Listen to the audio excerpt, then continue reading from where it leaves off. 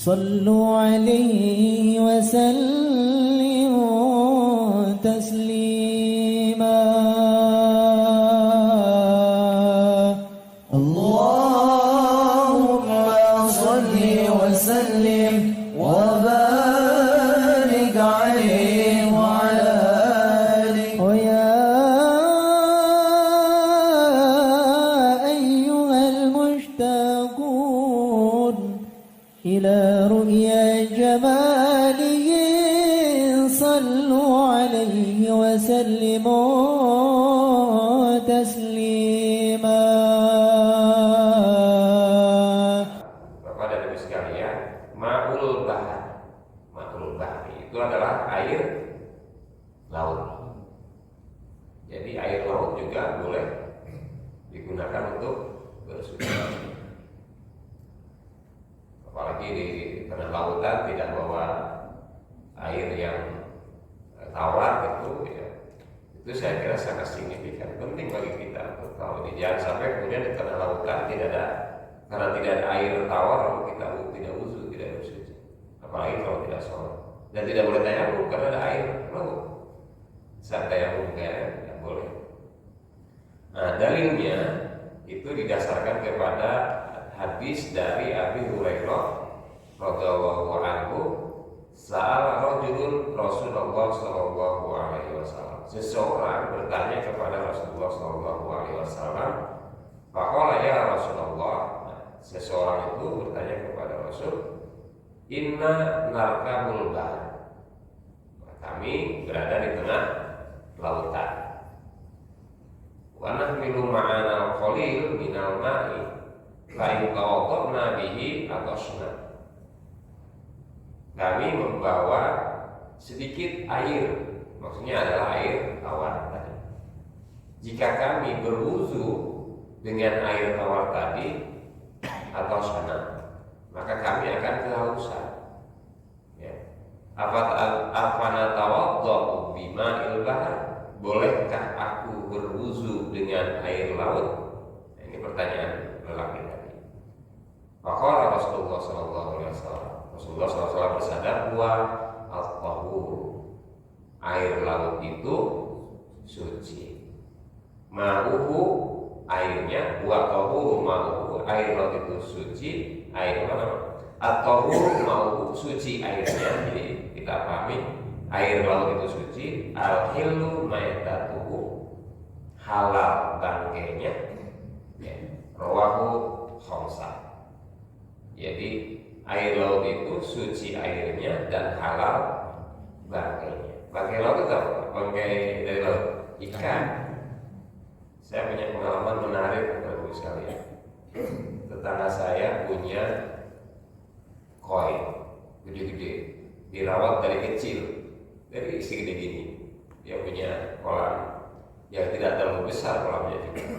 Ada 5 ekor koi itu dia pelihara dari kecil dan sudah gede-gede. Gede gini nih, lebih besar dari entah apa yang terjadi. Tiba-tiba koinnya itu pada mati, tinggal sisa 1. Lewatlah si bapak itu bawa ke tetangga saya. Pak, mau kemana Pak deh? Ini mau kubur ikan. Kenapa yang dikubur? Mati. Sini jangan dikubur, digoreng. Enggak boleh Pak, ini kan sudah mati bangkai. Tak apa-apa. Saya ambil, karena dia mungkin nggak kelu juga kan makan koi yang gede yang sudah dirawat lama. Saya ambil, kemudian saya biasa bersihkan, saya potong-potong, saya goreng. Setelah digoreng itu 4 tuh, gede-gede, lumayan kalau beli ya. Dan jadi udah digoreng, saya kasihkan sama dia 1 piring. Ada ini ikannya. Wah, ikan mas kayak dia ikan. Tadi kan nggak kelu makan, mungkin entah karena memang hasil rawatan dia lama sehingga nggak kelu, atau memang memandang bahwa itu bangkai. Saya bilang setelah habis itu, jadi makan Pak, sudah enak ya. Ya itulah namanya koi yang tadi gue. Oh dia toh, jadi dia nggak usah sebenarnya udah enak kalau nggak nikmat. Itu bangkai ikan itu halal. Nah, di laut juga begitu, bangkai laut, bangkai ada di laut itu hukumnya halal.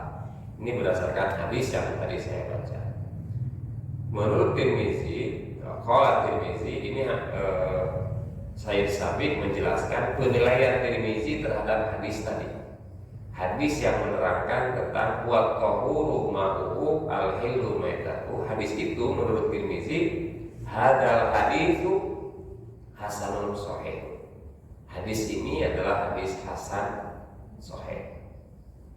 Bapak dan Ibu sekalian, menyimpang sedikit untuk pemahaman terhadap hadis ya. Hadis itu ada tingkatan-tingkatannya. Ada hadis yang sahih, berdasarkan kualitasnya ada hadis yang sahih, ada hadis hasan, ada hadis dhaif, ada hadis maudhu. Ya.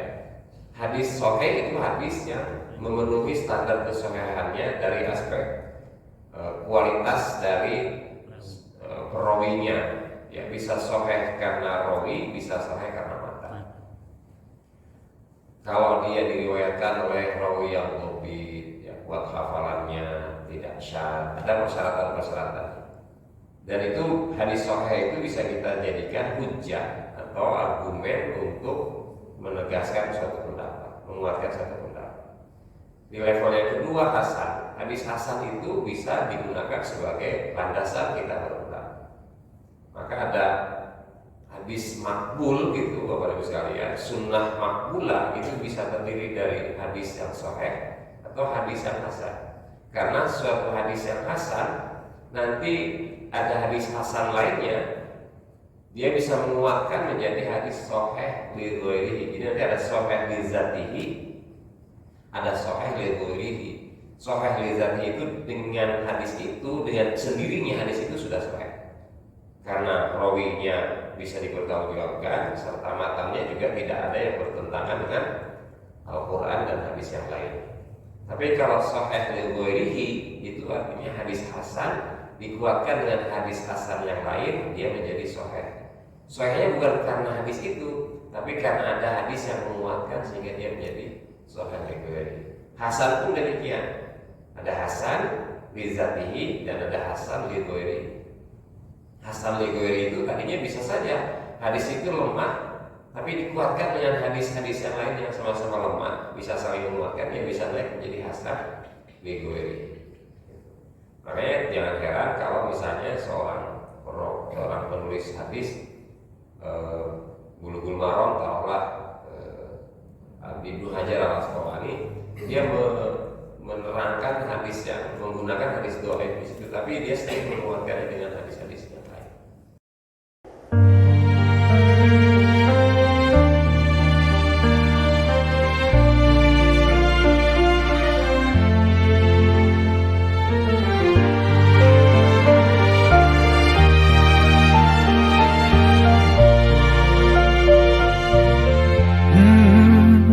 يا من صليت بكل الأنبياء، يا من في قلبك رحمة للناس، يا من ألفت قلوبا بالإسلام، يا حبيبي يا شافعي يا رسول الله، بأمي وأبي فديتك سيدي، صلاة وسلام عليك يا نبي. حبيبي يا